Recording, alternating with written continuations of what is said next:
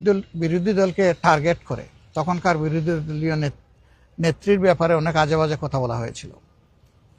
বাংলাদেশ জামাতে ইসলামের তৎকালীন ইস্টার্ন সেক্রেটারি জেনারেল এবং নির্বাহী পরিষদ সদস্য, সুপ্রিম কোর্টের অত্যন্ত মর্যাদাবান একজন আইনজীবী, সিনিয়র আইনজীবী ব্যারিস্টার আব্দুর রাজ্জাককে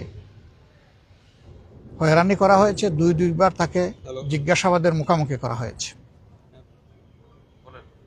নাসির উদ্দিন পিন্টুকে নৌকা দিয়ে নাকি লোক পার করে দিয়েছে, এই জন্য তাকে এই অভিযোগে অভিযুক্ত করে জেলে নেওয়া হয় এবং সেখানে পরিকল্পিতভাবে তাকে হত্যা করা হয়। তৎকালীন বাণিজ্যমন্ত্রী ফারুক খান ঘটনা ঘটার সাথে সাথেই মিডিয়ায় তিনি বক্তব্য দেওয়া শুরু করলেন যে এই ঘটনা জামাত শিবির ঘটিয়েছে। এত বড় একটা ঘটনা, তার মামুলি কোনো তদন্ত হলো না, তিনি একটা দলকে দায়ী করে বক্তব্য দেওয়া শুরু করলেন। এই সবগুলাই ছিল গভীর ষড়যন্ত্রের অংশ।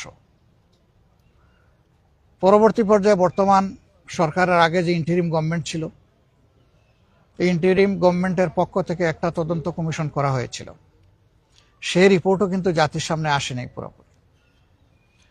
আসলে আমরা বুঝতে পারবো সত্য আংশিক উঠে এসেছে নাকি আংশিক চাপা পড়েছে। আজকে আমার একটা স্ট্যাটাস হয়তো আপনারা লক্ষ্য করবেন, আমি বলেছি আংশিক সত্য উঠে এসেছে। কেন আংশিক বললাম?